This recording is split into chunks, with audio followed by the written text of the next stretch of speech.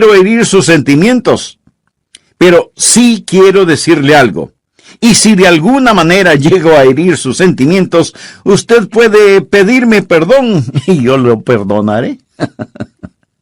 Escúcheme, no importa con cuánta fidelidad usted asiste a la iglesia, no importa cuán generosas sean sus ofrendas, no importa cuán recatado sea su caminar o cuán elocuente sea su hablar, ni tiene importancia lo hermoso que puede cantar. Si usted no hace ningún esfuerzo para traer hombres, mujeres, niños y niñas a Jesucristo, usted no está bien con Dios. Permítame repetirlo. Si usted no hace esfuerzos para traer hombres, mujeres, niños y niñas a Jesucristo, usted no está bien con Dios. ¿Por qué? Porque usted es culpable de alta traición contra su Rey. Jesús nos ordenó ir y hacer discípulos. Esa no fue una solicitud ni una sugerencia de su parte, fue una orden. Por lo tanto, cada creyente debe ser un evangelista. Mi amigo, Dios no lo salvó para que fuera miembro de creyentes anónimos. Usted debe traer a otros. Por lo menos hacer el esfuerzo para traer a otros a Jesucristo.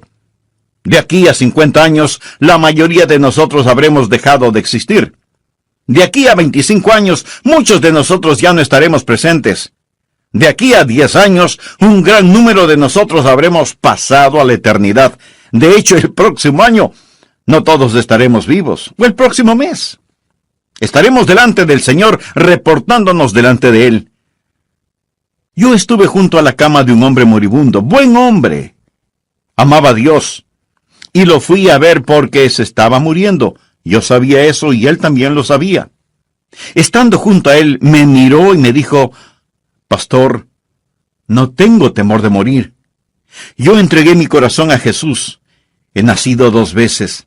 Soy salvo y sé que voy al cielo.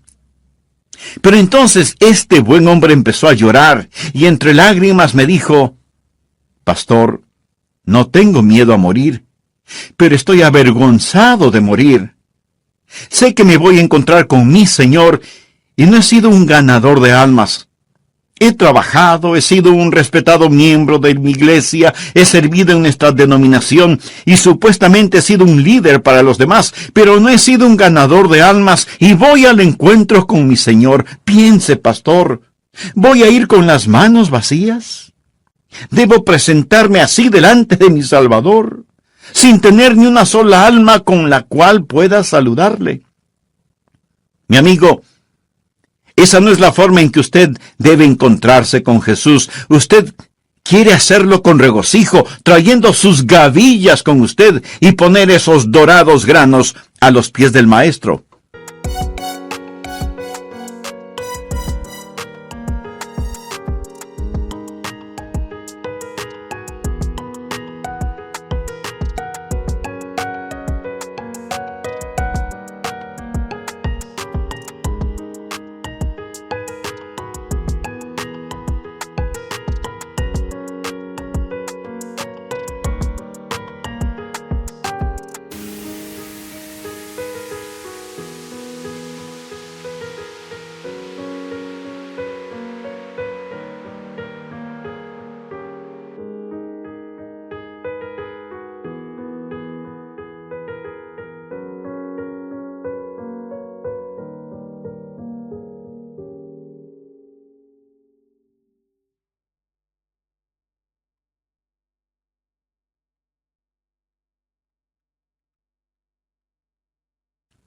La historia que tenemos hoy en la palabra de Dios, en el libro de los Hechos, capítulo 8, es la historia de un hombre llamado Felipe. Uno de nuestros hijos se llamó Felipe. Mi esposa y yo le pusimos ese nombre a nuestro hijito que ya está en el cielo, porque respetamos mucho a ese hombre bíblico. Felipe fue un diácono.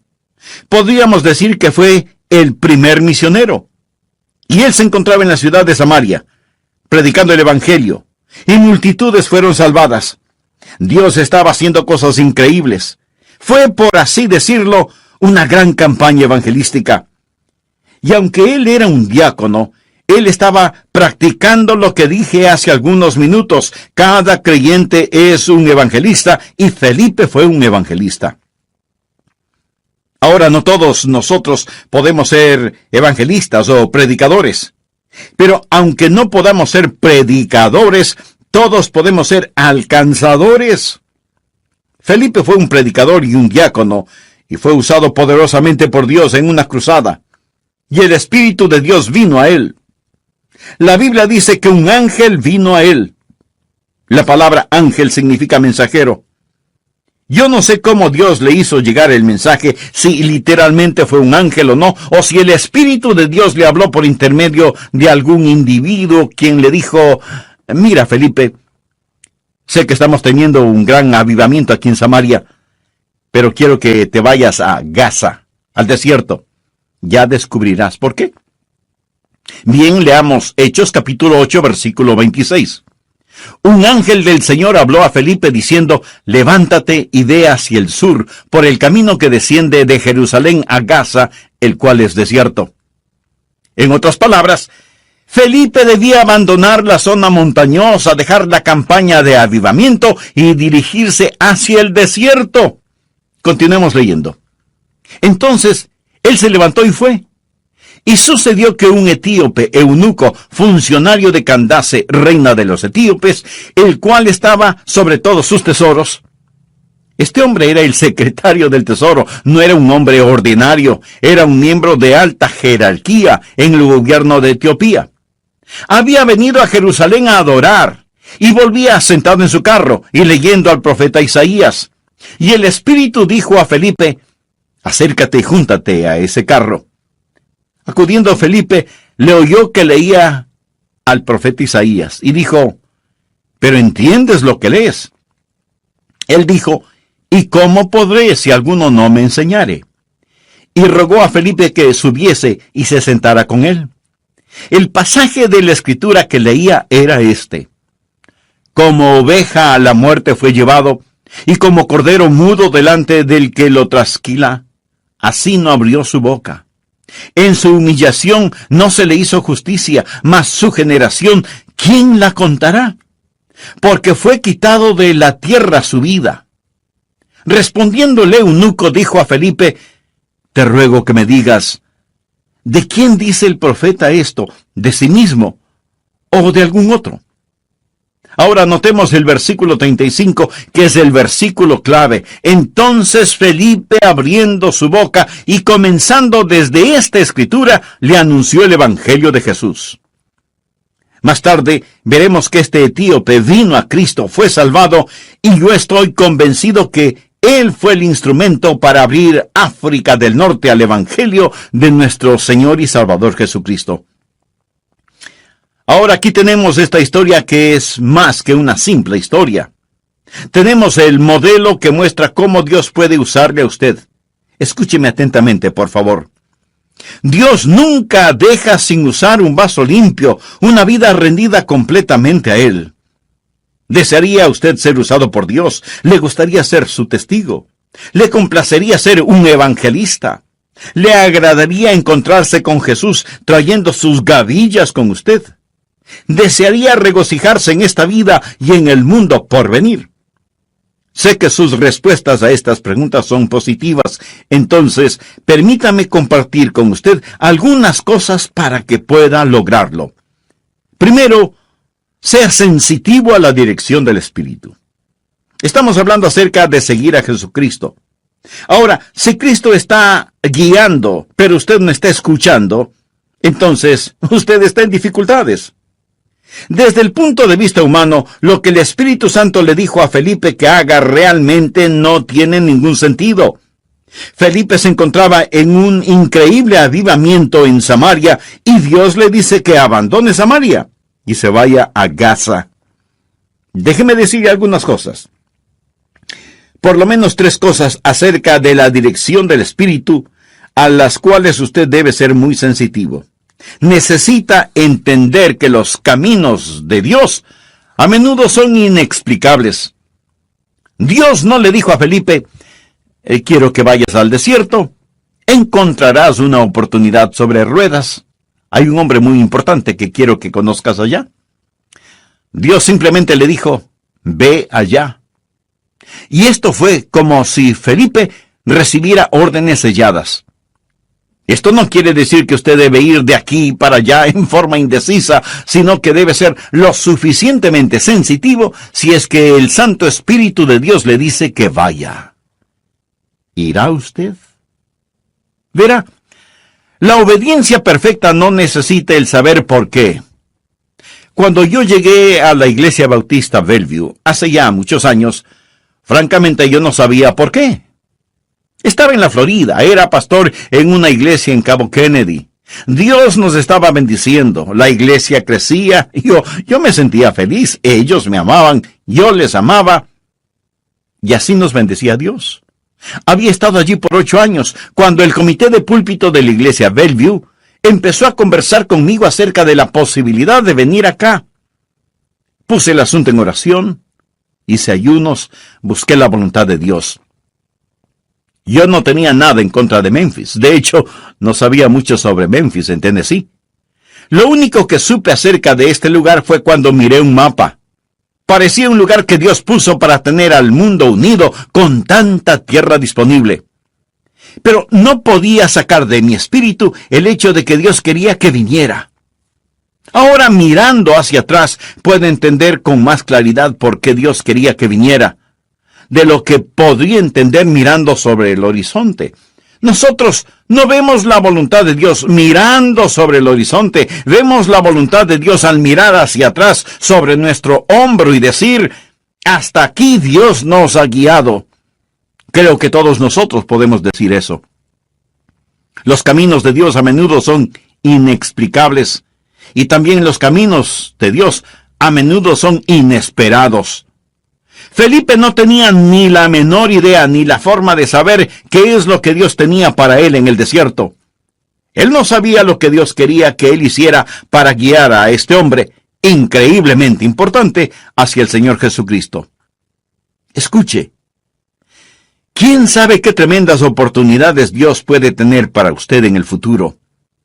¿Quién sabe cuál será la próxima persona que usted guiará hacia Jesucristo? La siguiente ilustración la he usado varias veces. El 1 de abril de 1885, un profesor de escuela dominical llamado el señor Kimball puso su temblorosa mano sobre el hombro de un joven de 19 años, empleado en un almacén de calzado.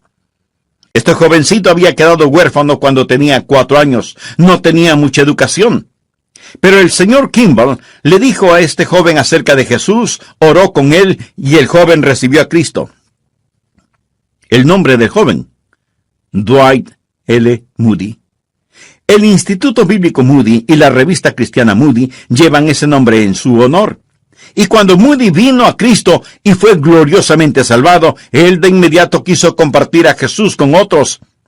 Y lo hizo en el interior de la ciudad, con niños y niñas a través del movimiento de las escuelas dominicales, y Dios lo bendijo en una forma extraordinaria. Un día, Moody fue a escuchar la predicación de Henry Barley. Y en su mensaje, Barley dijo, el mundo todavía está por ver lo que Dios puede hacer con un hombre totalmente rendido a él. Y Moody se dijo, yo seré ese hombre totalmente rendido a él. Y Dios empezó a bendecir a Moody. Y aunque sin mayor educación, se convirtió en un evangelista internacional. En la última carta que él escribió, encontraron 48 errores gramaticales. Y sin embargo, este hombre fue utilizado para estremecer 2 continentes. En el viejo mundo predicó en la iglesia de F. D. Meyer, y Meyer era un pastor británico muy educado. Y cuando Moody predicó en su iglesia, él no utilizó un inglés perfecto, y contó historias que hacían llorar. Por ejemplo, contó la historia de un hombre que sabía que iba a morir, y guió a cada miembro de su escuela dominical a Cristo antes de morir. En la iglesia todos lloraban. Y Meyer se sentía muy molesto y pensó, caramba, ¿cuándo va a terminar este tosco americano? ¿Cómo es que le permití usar mi púlpito? Sin embargo, más tarde, después del servicio, Meyer estaba tomando té con una hermana de la iglesia y le preguntó, ¿cómo está usted, hermana? Y ella le contestó, maravillosamente bien, hermano Meyer. Desde que el hermano Moody llegó, he guiado a cada participante de mi clase a la fe salvadora en Jesucristo. Meyer más tarde testificó diciendo, ese día aprendí de Moody el lenguaje de el alma, y mi vida fue cambiada. Más tarde, Meyer vino a los Estados Unidos. Moody fue de los Estados Unidos a Inglaterra, y Meyer vino de Inglaterra a los Estados Unidos, y fue invitado a predicar en una universidad cristiana. Su tema fue entrega total. Hubo un hombre llamado Wilbur Chapman que estaba listo a abandonar sus estudios a pesar de que quería ser un misionero, pero no estaba listo para pagar el precio. Meyer, sin conocer a Chapman, dijo lo siguiente: si usted no es capaz de hacer lo que Dios quiere que haga, Dios empezará con usted donde quiera que esté. ¿Quisiera usted decirle a Dios, en un momento de honestidad, Dios, no soy capaz, pero estoy dispuesto a que me hagas capaz? Y Chapman dijo, Señor, ese soy yo. No estoy dispuesto, pero estoy listo para que me hagas dispuesto. Y Dios así lo hizo. Chapman fue un gran evangelista que fue usado poderosamente por Dios. Y cuando él se preparaba para jubilarse del ministerio porque necesitaba ayuda o porque envejecía, encontró a un hombre joven recién salvado, exjugador profesional de béisbol, llamado A. Sunday, conocido como Billy Sunday. Chapman le preguntó, Billy, ¿podrías ayudarme en mi ministerio? Y Billy Sunday empezó a ayudar a Wilbur Chapman, levantando la carpa para las reuniones, poniendo las sillas, distribuyendo los himnarios y de vez en cuando predicando. Cuando Chapman finalmente llegó al final de su ministerio, le dijo a Sunday, Billy, quiero que te hagas cargo de este ministerio y lo continúes. Billy Sunday se hizo cargo del ministerio y utilizó los bosquejos de los sermones de Wilbur Chapman para predicar y comenzó a tener reuniones de avivamiento increíbles. Billy Sunday fue el evangelista comparable a Billy Graham de nuestros tiempos. Fue conocido nacional e internacionalmente y miles vinieron a Cristo. Se dice que más de 1 millón de personas fueron guiadas a Cristo por Billy Sunday. Suena como una exageración esa cifra. Bueno, digamos que 500,000. En realidad la cifra no importa. Lo que sí importa es que Billy Sunday fue usado poderosamente por Dios. Billy Sunday fue a Charlotte, en Carolina del Norte, y tuvo una cruzada de avivamiento que sacudió esa ciudad. Como consecuencia de esa cruzada de avivamiento, comenzaron a efectuarse reuniones de oración, y los hombres de Charlotte empezaron a reunirse semanalmente para orar por el mundo, y oraron semana tras semana tras semana, y sus oraciones se fueron haciendo realidad, y oraron de esta manera. Oh Dios, envía otro avivamiento a Charlotte, que no solo sacuda nuestra ciudad, sino al mundo entero. En 1934, un evangelista, Mordecai Ham, llegó a Charlotte y mantuvo reuniones de avivamiento. Las multitudes eran enormes. Un joven granjero de 16 años, delgaducho, había venido para, como él mismo lo confesó más tarde, para mirar a las chicas y ver quiénes estaban ahí. Dios estaba ahí. Y este jovencito que estaba sentado al frente pensó, hace demasiado calor aquí al frente y el predicador me ve muy fácilmente. Me voy a sentar con los del coro. Así el predicador no podrá verme, porque estaré detrás de él. Así este jovencito, llamado Billy Graham, se fue a sentar con los del coro. Pero el dedo de Dios lo encontró.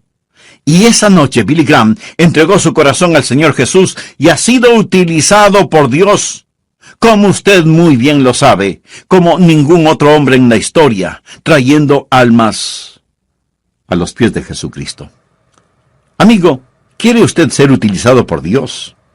Pues primero tiene que arrepentirse de sus pecados y por fe recibir al Señor Jesucristo como Salvador y Señor. Lo puede hacer este mismo instante. Ore y dígale, Señor Jesús, desde este momento me entrego a ti.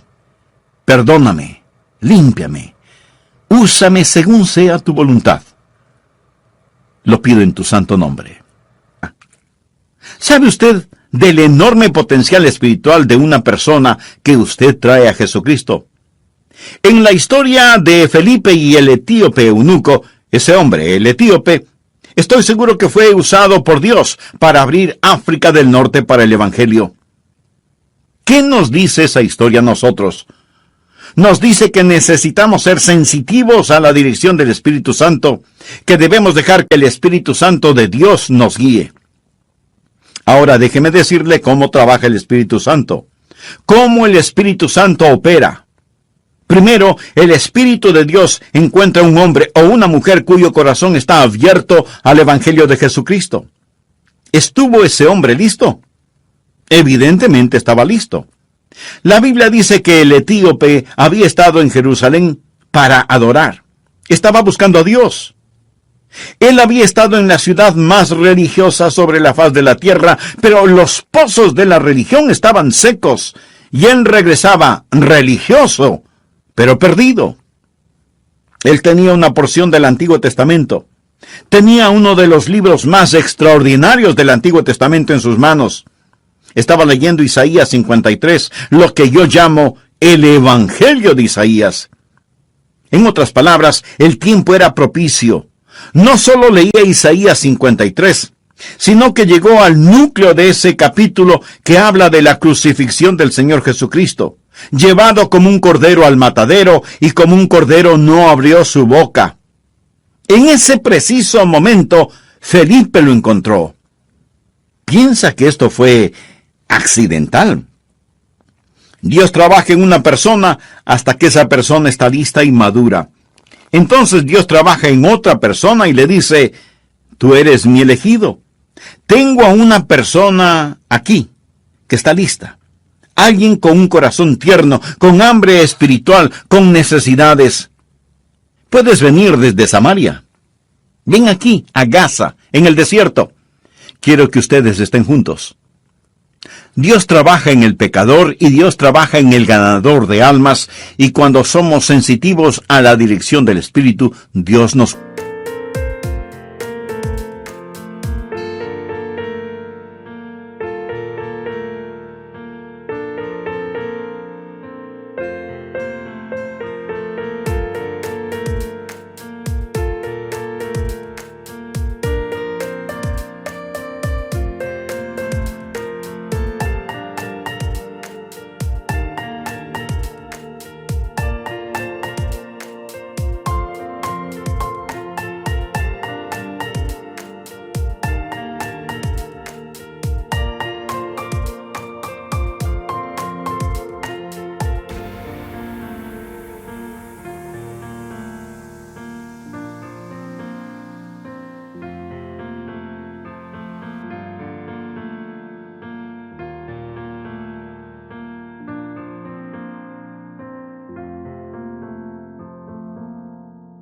junta.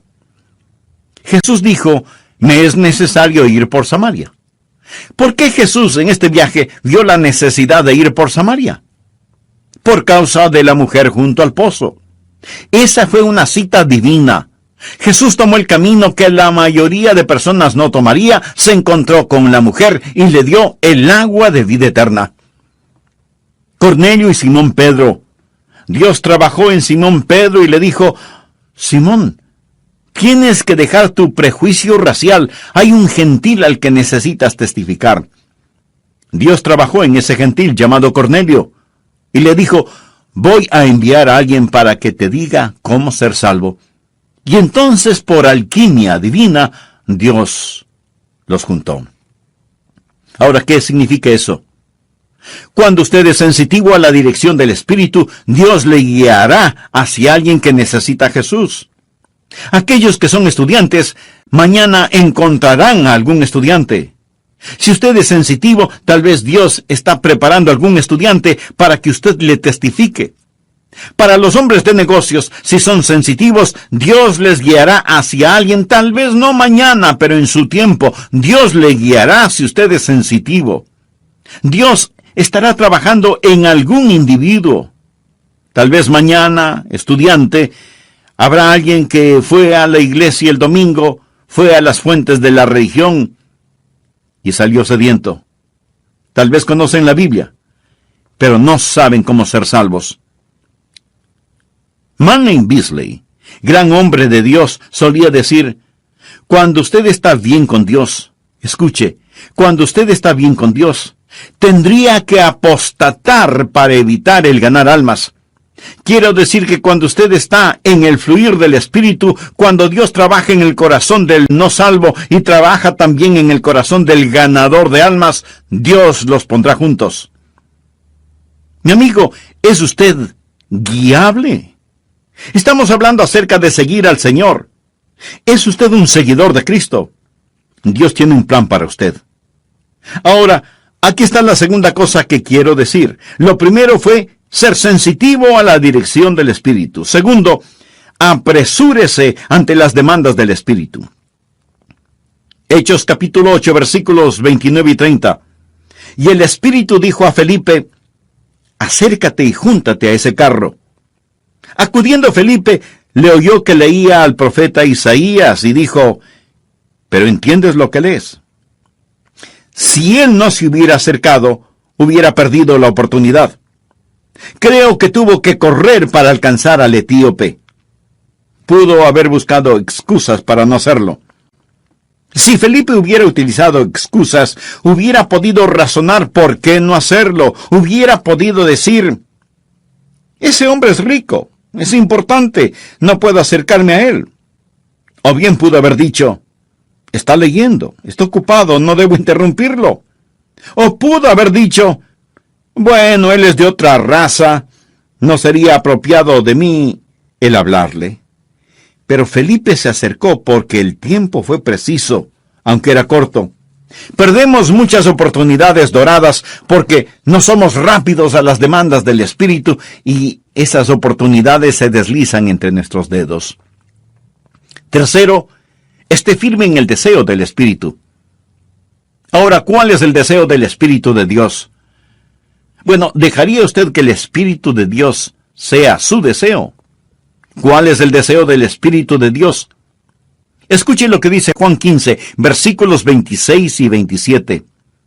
Pero cuando venga el Consolador, ese es otro nombre para el Espíritu Santo, a quien yo os enviaré del Padre, el Espíritu de verdad, el cual procede del Padre, él dará testimonio acerca de mí, y vosotros daréis testimonio también.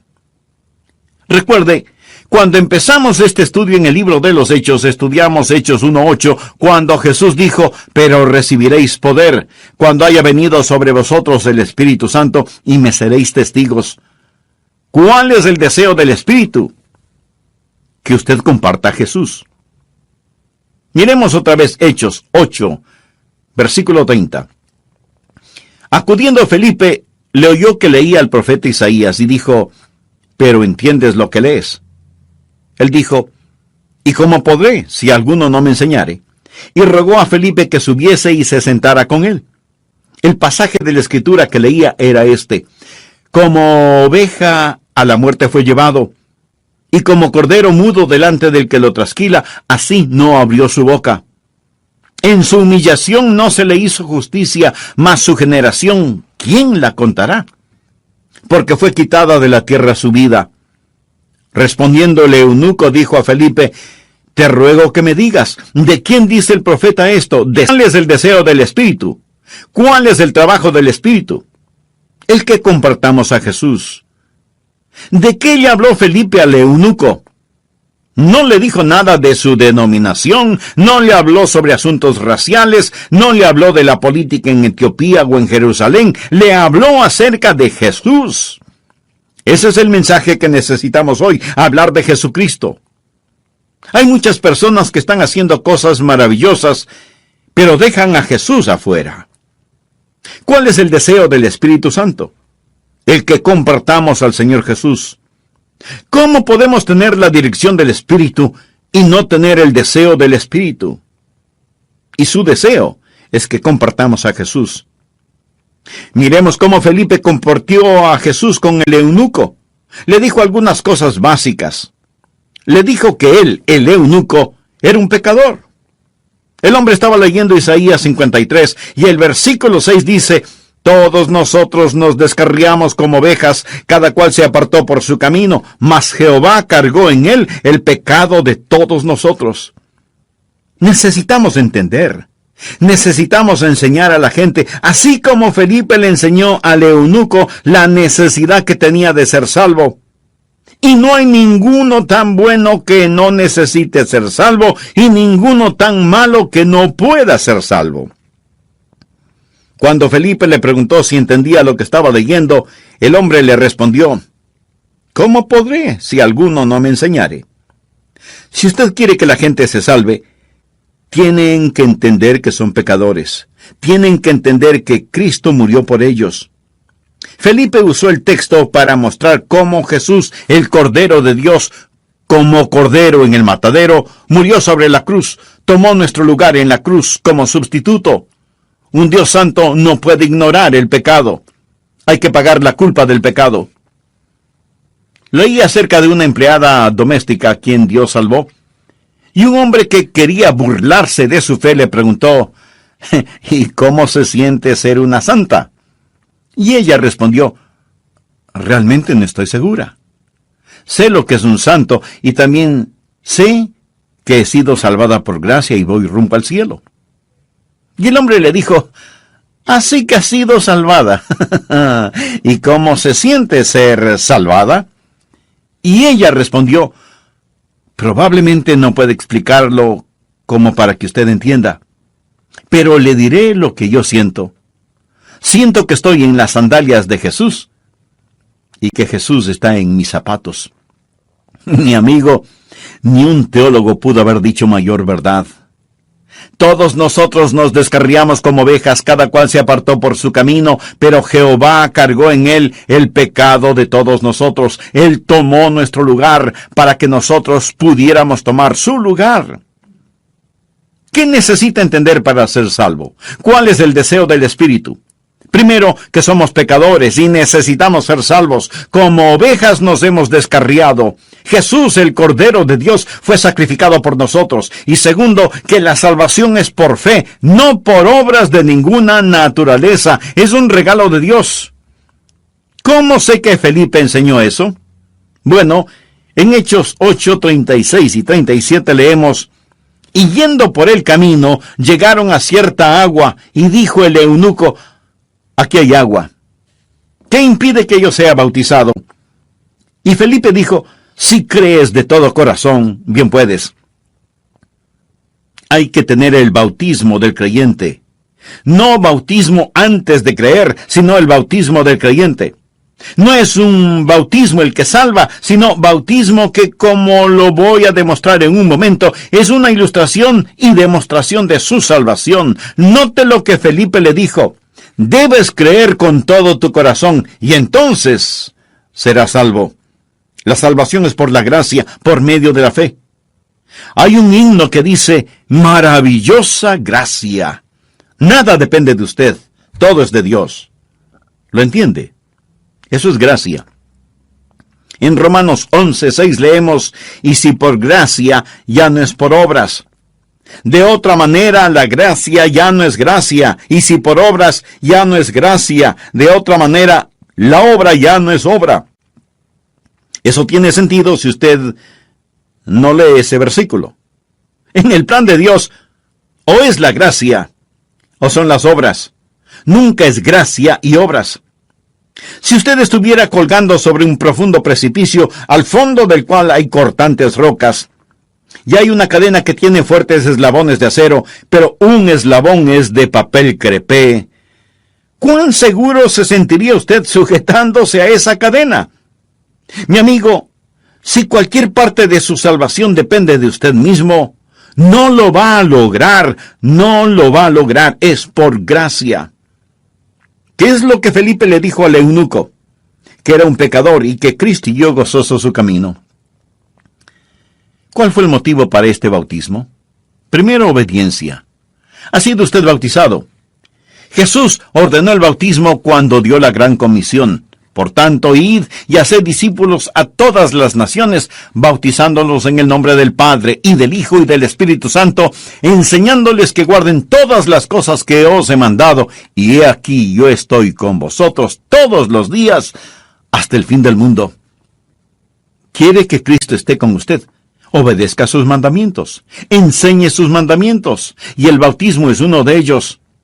El bautismo no es necesario para la salvación, pero es necesario para la obediencia, y la obediencia es necesaria para el gozo. El eunuco siguió gozoso su camino. El bautismo es también una forma de confirmación, o sea, hacer real en la persona lo que le ha sucedido. Aquí estaba ese hombre de gran autoridad, yendo en su carro. Se salva. Ve un lugar con agua y pregunta qué impide que sea bautizado. Felipe le dice que si cree de todo corazón puede hacerlo. El hombre hace detener el carro, los dos bajan y el eunuco pregunta, ¿qué debo hacer ahora? Felipe seguramente le dio algunas indicaciones. No sé exactamente cómo lo hizo, pero había suficiente agua para ser bautizado. No le echó unas gotitas de agua. Ambos se metieron en el agua y el hombre fue bautizado. La palabra griega baptizo significa sumergir. El hombre fue sumergido. ¿Por qué lo hizo? Para demostrar la muerte, la sepultura y la resurrección del Señor Jesucristo. Porque somos sepultados juntamente con Él. ¿Cómo lo fue Cristo? Para muerte por el bautismo, a fin de que como Cristo resucitó de los muertos por la gloria del Padre, así también nosotros andemos en vida nueva. Y Él lo demostró a todos sus acompañantes, a su escolta, porque Él no viajaba solo, ya que era un alto funcionario de su gobierno. Por lo tanto, no viajaba solo. ¿Se imaginan lo que significó para los demás el ver a este hombre importante bajar de su carro, meterse en el agua y permitir que le sumergieran totalmente? Fue un testimonio de que algo había pasado. Y aunque fue testimonio para otros, fue una confirmación para él mismo cuando estuvo sumergido. Él estaba diciendo que el viejo etíope estaba muerto y enterrado, y cuando salió del agua representaba una nueva persona, levantada para caminar y andar en vida nueva. Quisiera tener más tiempo para esta historia, pero tengo que terminarla. Escúcheme, ¿qué privilegio nos ha dado Dios? Tenemos un privilegio que ni siquiera los ángeles lo tienen. Eso es, traer almas a Jesucristo. Y tenemos una oportunidad que no la tendremos en el mundo futuro. Traer almas a Jesucristo. Dios le está llamando a usted para que sea un evangelista. Cada creyente es un evangelista. Y usted necesita ser sensitivo a la dirección del Espíritu, y necesita ser rápido a las demandas del Espíritu, y necesita estar firme en el deseo del Espíritu, y en esa forma glorificar a Jesucristo. Ahora, si Dios sacó a Felipe de Samaria y lo llevó al desierto, ¿por qué lo hizo? Lo hizo porque había alguien que necesitaba escuchar el Evangelio. Soy lo suficientemente osado como para decir que usted no me está escuchando por accidente. Dios puso este mensaje en mi corazón porque oré al prepararlo, y Dios lo tiene a usted escuchándolo. ¿Sabe por qué? Porque Dios le ama. Él quiere que usted se salve. Dios está trabajando en su corazón. Amigo, no siente hambre en su corazón. Es el Espíritu Santo de Dios trabajando en usted. Por último, déjeme decirle, y se lo prometo con la autoridad de la palabra de Dios, si usted confía en Jesús, Él le salvará instantáneamente. Él estará con usted continuamente, y Él le protegerá eternamente, si usted confía en Él hoy. Incline su cabeza para orar. Cierre sus ojos. Deseo guiarle en oración. Si usted no tiene la seguridad de ser salvo, asegúrese ahora mismo. Diga esta oración silenciosa, pero fervientemente. Oh Dios, sé que me amas y que quieres salvarme. Jesús, tú moriste para salvarme y prometes hacerlo si confío en ti. Me entrego a ti. Sé que soy pecador. Sé, Señor Jesús, que